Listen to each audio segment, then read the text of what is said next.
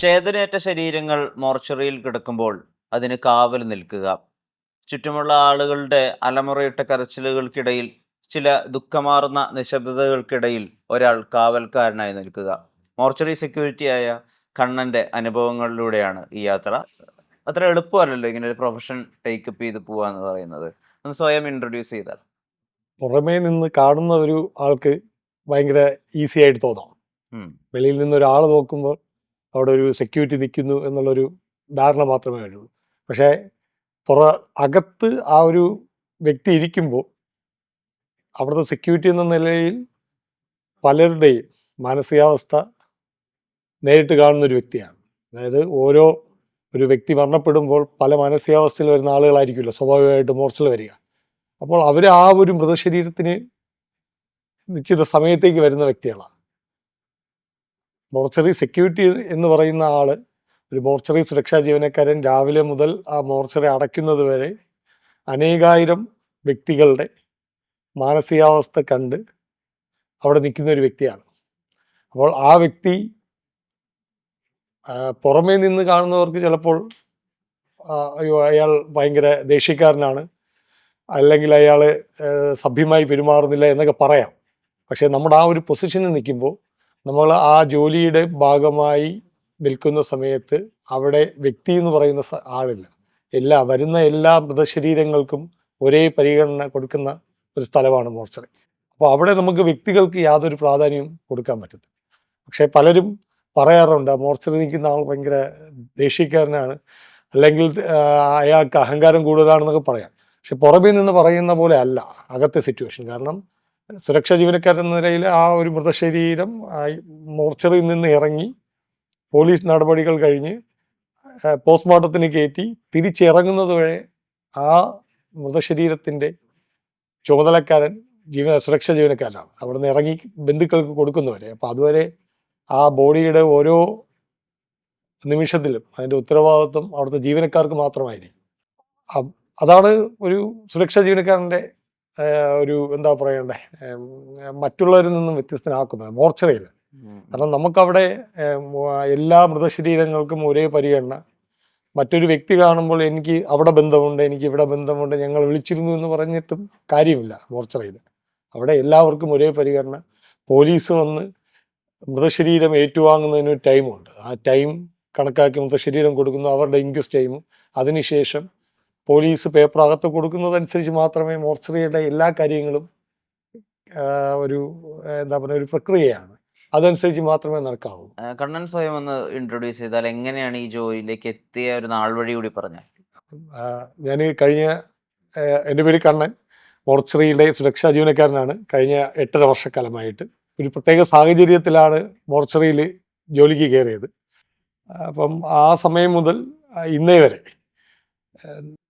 നമ്മളെന്താ പറയണ്ടേ, പല മാനസികാവസ്ഥയിൽ വരുന്ന ആളുകളെ കണ്ട് പലതരം മൃതശരീരങ്ങൾ, ചിന്നിച്ചിതറിയതാവാം, ജീർണാവസ്ഥയിൽ ഉള്ളതാകാം, പൊടി കുഞ്ഞുങ്ങളുടെ മൃതശരീരങ്ങളാവാം.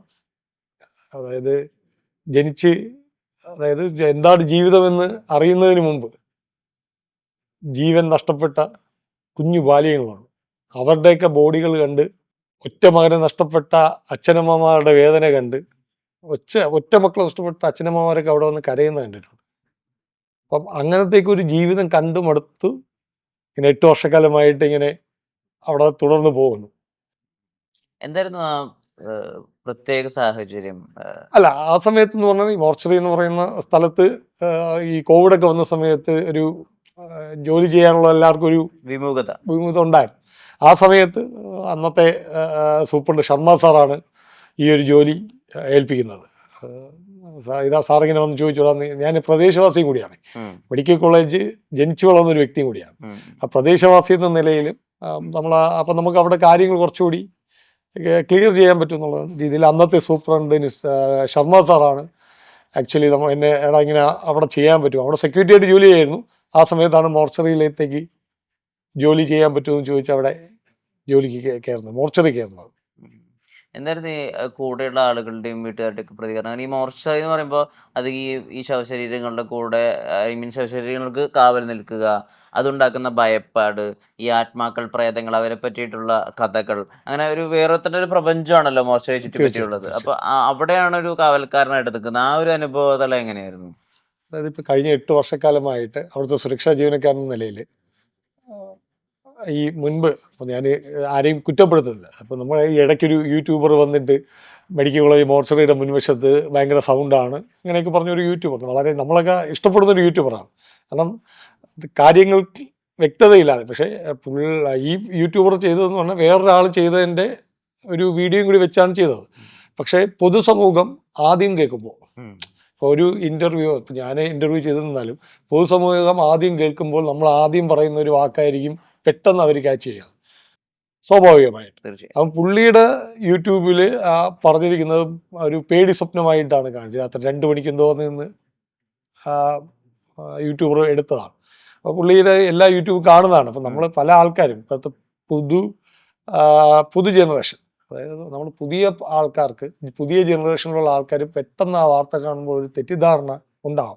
പുള്ളി ഇതിന്റെ അവസാനം പറയുന്നുണ്ട്, പക്ഷെ അത് പറഞ്ഞിട്ട് കാര്യമില്ലല്ലോ. ആദ്യമേ ഒരു തെറ്റിദ്ധാരണ പരത്തിയിട്ട് അങ്ങനെ ചെയ്യുന്നുണ്ട് ഒരു കാര്യമില്ല. അപ്പം ഞാൻ ഈ 8 വർഷക്കാലത്തിനിടയ്ക്ക് ചില രാത്രികൾ അവിടെ നമ്മുടെ അവിടുത്തെ മോർച്ചറിയുമായി ബന്ധപ്പെട്ട വർക്കിന്റെ ഭാഗമായിട്ടൊക്കെ രാത്രി അവിടെ ഒറ്റയ്ക്കൊക്കെ കിടന്നിട്ടുള്ളതാണ്. ഞാൻ ഒരു പേരിന് പോലും അങ്ങനെ ഒരു ഇതിനെ കണ്ടിട്ടില്ല. ഞാൻ ഈ പറഞ്ഞ പുള്ളി 2 മണിക്കൊന്ന് ആ ബോഡികളുടെ ആ ചേംബർ റൂമിന് തൊട്ടടുത്ത റൂമിൽ കിടന്നുറങ്ങിയിട്ടുള്ള ഒരു വ്യക്തിയാണ് ഞാൻ. പക്ഷെ ഞാൻ അങ്ങനെ ഒരു പേടിപ്പെടുത്തുന്ന ഒരു സംഭവമോ അല്ലെങ്കിൽ ശബ്ദമോ അങ്ങനെ ഒരു നെഗറ്റീവ് ഫീൽ എനിക്ക് ഈ കാലം അത്രയും ഉണ്ടായിട്ടില്ല. പക്ഷെ അകത്തൊരു മൃതശരീരവും പുറത്ത് നമ്മൾ ഉറങ്ങുകയും ചെയ്യുക, ഈ ഒരു മാനസികാവസ്ഥ എളുപ്പത്തിൽ അച്ചീവ് ചെയ്യാൻ പറ്റുന്ന ഒന്നാണോ? അത് ഓരോരുത്തരുടെ മനസ്സിന്റെ ധൈര്യമായിരിക്കാം. ഈ ധൈര്യം തുടക്കം തൊട്ടേ ഉണ്ടായിരുന്നോ? തീർച്ചയായിട്ടും. കാരണം ഞാൻ അത് പറഞ്ഞ പോലെ ഞാൻ ആ പ്രദേശവാസിയാണ്. അതായത് മെഡിക്കൽ കോളേജ് 1 കിലോമീറ്റർ ചുറ്റളവിലാണ് ജനിച്ചു വളർന്നത്. അതുപോലെ ഈ പഴയ മോർച്ചറിയൊക്കെ നമ്മൾ ഒരുപാട് കാര്യങ്ങളിലൊക്കെ, ഞാനൊരു പൊതുപ്രവർത്തനം കൂടിയായിരുന്നു. ആ സമയത്തെല്ലാം ഈ മോർച്ചറികളും ഹോസ്പിറ്റലിലുമായിട്ട് ബന്ധപ്പെട്ടൊക്കെ ഒരുപാട് കാര്യങ്ങളിൽ ഇടപെട്ടിട്ടുണ്ട്. അപ്പോൾ സ്വാഭാവികമായിട്ടും നമുക്ക് അങ്ങനെ ഒരു പേടി പേടിയില്ലായിരുന്നു. പിന്നെ ഒരു പ്രത്യേക സാഹചര്യത്തിൽ ഈ ജോലി കിട്ടിയപ്പോൾ ആദ്യം എന്താ പറയണ്ടേ, എല്ലാ മനുഷ്യർക്കും ഉള്ള പോലെ ഒരു ഇതുണ്ടായിരുന്നു. പക്ഷെ അത് നമ്മുടെ ജീവിതത്തിലൊന്നും അങ്ങനെ ഒരു ബാധിച്ചിട്ടൊന്നുമില്ല. നേരത്തെ സംസാരിക്കുമ്പോൾ ആദ്യം സൂചിപ്പിച്ചൊരു കാര്യം, ഈ മോർച്ചറി സുരക്ഷാ ജീവനക്കാരുടെ സംസാര രീതി ശരിയായിരിക്കില്ല. ചിലപ്പോൾ അവർ കുറച്ച് റൂഡായിട്ടായിരിക്കും ആളുകളോട് പെരുമാറുക. ഞാൻ പെട്ടെന്ന് അനൂപ് മേനോൻ, സുകുമാരിയമ്മ യുടെ മരണവുമായി ബന്ധപ്പെട്ട് അവർ മദ്രാസിൽ അവരെ അടക്കുന്ന സമയത്ത് പറഞ്ഞൊരു സംഭവം ഓർത്തെടുക്കുകയാണ്. അപ്പോൾ ആ മോർച്ചറിക്ക് വെളിയിൽ നിന്നിരിക്കുന്ന സുരക്ഷാ ജീവനക്കാരൻ ഒരു 18-19 വയസ്സേ ഉള്ളൂ. അയാൾക്ക് അറിയില്ല ആരാണ് ഈ മരിച്ച വ്യക്തി എന്നുള്ളത്. സുകുമാരി അമ്മയാണ് നാഷണൽ അവാർഡ് വിന്നർ ആണെന്ന് അറിയില്ല. അപ്പോൾ അയാൾ കുടിച്ചിട്ടുണ്ട്. അയാൾ കൂടെയുള്ള ആളുകളുടെ അടുത്തേക്ക് പറയാണ്, ഒരു സ്റ്റീലിൻ്റെ ഒരു സ്ട്രക്ചറിൽ കെടുത്തിയിരിക്കുകയാണ് സുകുമാരി അമ്മയെ. അത് പോണത്തെ എടുത്ത് എന്താ സൈഡിൽ പൊടിയാന്നാണ്. അപ്പോൾ പെട്ടെന്ന് അനൂപ് മേനോൻ അത്രയും സോഫ്റ്റായ മനുഷ്യനാണ്, അയാൾക്ക് അടിക്കാൻ തോന്നി ഇയാളെ. പക്ഷെ പിന്നീട് ഒരു നിമിഷം അയാൾ ആലോചിച്ചു, അയാൾക്കിത് വെറും ഒരു ബോഡി മാത്രമാണ്. ആ ബോഡിയുടെ ആ ഒരു അതിനെ ഓവർകം ചെയ്യാനുള്ള ധൈര്യത്തിന് വേണ്ടിയിട്ട് കൂടിയായിരിക്കണം അയാൾ മദ്യപിച്ചിട്ടുണ്ടാവുക. അപ്പോൾ അറ്റ് ലാസ്റ്റ് ജീവിതം ഇത്രയേ ഉള്ളൂ എന്ന് മനസ്സിലാക്കിയ ഒരു മൊമെന്റിനെ പറ്റി അനൂപ് മേനോൻ ഒരു അഭിമുഖത്തിൽ സൂചിപ്പിച്ചിട്ടുണ്ട്. അപ്പോൾ പലപ്പോഴും ഈ മോർച്ചറിക്ക് കാവൽ നിൽക്കുന്ന ആളുകൾ മദ്യപിക്കാറുണ്ട്, അല്ലെങ്കിൽ മോർച്ചറിക്ക് സുരക്ഷാ ജീവനക്കാരനായിട്ട് നിൽക്കുന്ന ആളുകളെ കുറച്ച് സഭ്യമല്ലാത്ത ഭാഷയിലാണ് പലപ്പോഴും ഡീൽ ചെയ്യാറ്. ഇതിൻ്റെയൊക്കെ കാരണം ഈ പേടി ഓവർകം ചെയ്യാനാണോ? അതിലൊരു ചോദ്യം മദ്യപിച്ച് ജോലി ചെയ്യുന്നു എന്നുള്ളതാണ് ഒരു ചോദ്യചിഹ്നമായിട്ട് പറഞ്ഞത്. യെസ്. അപ്പോൾ ഞാൻ പരക്കെ കേട്ടിട്ടില്ലേ ഇങ്ങനെ പരക്കെ കേട്ടിട്ടുണ്ട്. കാരണം നമ്മുടെയൊക്കെ ഒരു എന്താ പറയുക, ചെറുപ്പകാലത്ത് ഇങ്ങനെയൊക്കെ കേട്ടിട്ടുണ്ട്. പക്ഷെ അവിടെ ജോലി ചെയ്ത സാഹചര്യത്തിൽ ഞാൻ ഉൾപ്പെടെ, ഇപ്പം നമ്മുടെ ഈ മോർച്ചറി എന്ന് പറയുന്നത് സുരക്ഷാ ജീവനക്കാർ മാത്രമാണ്. സുരക്ഷാ ജീവനക്കാരുണ്ട്, ഡോക്ടേഴ്സ്, അറ്റൻഡർമാർ, ടെക്നീഷ്യൻസ്, അങ്ങനെ ഒരുപാട് ആൾക്കാരുടെ ഒരു ടീം ആൾക്കാണ് യഥാർത്ഥത്തിൽ ഈ മോർച്ചറിയിൽ നിന്ന് പോസ്റ്റ്മോർട്ടം കഴിയുന്നവരെയുള്ള സംവിധാനം എന്ന് പറയുന്നത്. ഈ പണ്ടത്തെ കാലങ്ങളിൽ എല്ലാവരും പറഞ്ഞ മോർച്ചറിയിൽ അകത്ത് ബോഡി കീറുന്ന ആൾക്കാർ മദ്യപിച്ചാണ് നിൽക്കുന്നത്. പക്ഷെ ഞാൻ എൻ്റെ ജീവിതത്തിൽ, ഞാൻ തിരുവനന്തപുരം മെഡിക്കൽ കോളേജ് ഹോസ്പിറ്റലിൽ ഈ മോർച്ചറിയിൽ സുരക്ഷാ ജീവനക്കാരായതിനു ശേഷം അങ്ങനെ ഒരു സംവിധാനം നമ്മുടെ അവിടെ ഉണ്ടായിട്ടില്ല. നമ്മുടെ അവിടെ എല്ലാ സ്റ്റാഫാണ്. അപ്പം ഞാൻ ഈ നേരത്തെ പറഞ്ഞത് സഭ്യമല്ലാത്ത ഭാഷ എന്ന് പറയുന്നില്ല, അതിൻ്റെ സിറ്റുവേഷൻ നമ്മൾ ആദ്യം ഒന്ന് അവലോകനം പറയുന്നുണ്ട്. ചെയ്യണം. അതായത് ഇപ്പോൾ ഒരു മൃതശരീരമായിട്ട് വരുന്ന ഒരു വ്യക്തി എന്ന് പറയുന്നത് ഒരു പ്രത്യേകതരം മാനസികാവസ്ഥയിലായിരിക്കും വരുന്നത്. ഉം, ഒരു വ്യക്തി ഉം, ആ ഒരു ബോഡിയും കൊണ്ടുവരുന്നത്. ഞങ്ങളെ സംബന്ധിച്ചിടത്തോളം ഞങ്ങൾ ദിവസേന മിനിമം 15 മൃതശരീരങ്ങൾ വരെ പോസ്റ്റ്മോർട്ടം ചെയ്യുന്ന ഒരു സ്ഥലമാണ് മെഡിക്കൽ കോളേജ് മോർച്ചറി എന്ന് പറയുന്നത്, ഉം. തിരുവനന്തപുരം. ദിവസേന 15 മുതൽ 17, 18 വരെയൊക്കെ ആവും. ഏറ്റവും കൂടുതൽ 22, 23 വരെ ചെയ്ത ദിവസങ്ങളുണ്ടാകും. അപ്പം ഇത്രയും ഒരു ക്രൗഡിനെ ഇപ്പോൾ 15 മൃതശരീരങ്ങൾ പോസ്റ്റ്മോർട്ടം ചെയ്യുന്ന ദിവസം ഉണ്ടെന്ന് വിചാരിച്ചോ. ആ സമയത്ത് വരുന്ന അത്രയും വലിയൊരു ക്രൗഡിനെ, പല കേസിൽ പല മാനസികാവസ്ഥ വരുന്ന ആളുകളാണ്, ആയിരിക്കുമല്ലോ സ്വാഭാവികമായിട്ട്. അവരെ കൺട്രോൾ ചെയ്യുന്ന ഒരു സുരക്ഷാ ജീവനക്കാരൻ്റെ മാനസികാവസ്ഥ ചിന്തിക്കുന്ന എത്ര പേരുണ്ടാവും?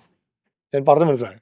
അതായത് 16ഉം 17ഉം മൃതശരീരങ്ങളുടെ കൂടെ വരുന്ന പല മാനസികാവസ്ഥയിലുള്ളവരെ മോർച്ചറിയിലെ സുരക്ഷാ ജീവനക്കാരൻ ഏത് രീതിയിലായിരിക്കും അപ്രോച്ച് ചെയ്യേണ്ടത്?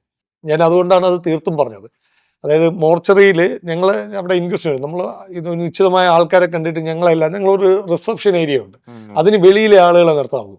കാരണം ഞങ്ങളുടെ ഈ സുരക്ഷാ ജീവനക്കാരൻ്റെ മാനസികാവസ്ഥ ആരും മനസ്സിലാക്കുന്നില്ല. കാരണം മൃതശരീരം ചേംബറിൽ നിന്ന് എടുക്കുന്നത് സുരക്ഷാ ജീവനക്കാരനാണ് ചെന്ന് എടുത്തു കൊടുക്കേണ്ടത്.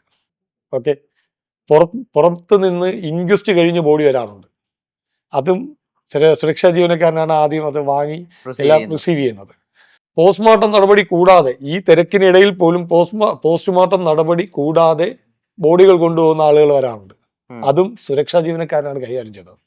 വാർഡുകളിൽ മരണപ്പെട്ട് മോർച്ചറിയിൽ സൂക്ഷിക്കേണ്ട മൃതശരീരങ്ങൾ വരുമ്പോഴും ഈ സുരക്ഷാ ജീവനക്കാരനാണ് ഹാൻഡിൽ ചെയ്യേണ്ടത്. ഓക്കെ, അതായത് നമ്മൾ അവിടെ ആ ഒരു റിസപ്ഷൻ ഏരിയയിൽ ഇരിക്കുമ്പോൾ പുറമേ നിന്നുള്ള വരുന്നവർ അവരുടെ മാനസികാവസ്ഥ നമ്മൾ അംഗീകരിക്കുന്നു. അവരുടെ ഉറ്റവർ നഷ്ടപ്പെട്ടു വരുമ്പോൾ ഉണ്ടാകുന്ന മാനസികാവസ്ഥയെ നമ്മൾ അംഗീകരിക്കുന്നു. പക്ഷേ ഈ മോർച്ചറിയിലെ ജീവനക്കാരനും മനുഷ്യരാണ്. കാരണം ഇത്രത്തോളം കാര്യങ്ങൾ ആ സമയത്ത് ഹാൻഡിൽ ചെയ്യുന്നത് നമ്മുടെ മാനസികാവസ്ഥ ആരും കണക്കിലെടുക്കാറില്ല, ആരും ശ്രദ്ധിക്കാറില്ല. അത് ഒരു സെക്യൂരിറ്റി അവിടെ എന്തോ ചെയ്യുന്നു, അത്രയേ ഉള്ളൂ. ആ മൃതശരീരം ആ റിസപ്ഷൻ ഏരിയയിൽ നിന്ന് ഇറങ്ങുന്നത് വരെ ഉത്തരവാദിത്വം സുരക്ഷാ ജീവനക്കാരനാണ്.